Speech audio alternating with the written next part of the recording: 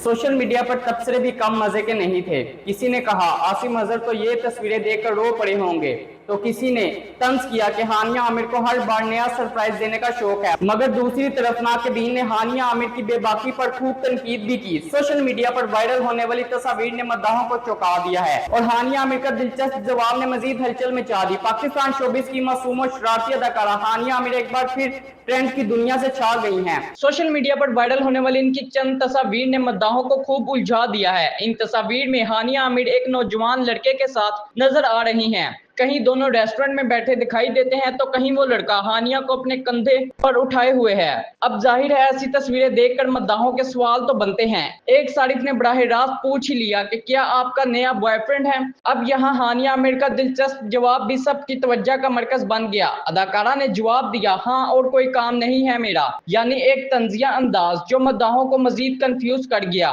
कुछ ने कहा ये महज मजाक है, तो कुछ ने दावा किया कि हानिया का नया रिश्ता सामने आ गया है। तो सवाल ये है, क्या वाकई हानिया आमिर को नया बॉयफ्रेंड मिल गया है, या ये सिर्फ एक मासूम दोस्ती और सोशल मीडिया पर हलचल मचाने का अंदाज है। अभी तक हानिया आमिर ने खुलकर हकीकत नहीं बताई, लेकिन इनका जवाब और ये तस्वीर मद्दाहों के जहनों में सवालिया निशान जरूर छोड़ गई है। आपको क्या लगता है, ये नया रिश्ता है या सिर्फ दोस्ती? कमेंट सेक्शन में अपनी राय जरूर दें।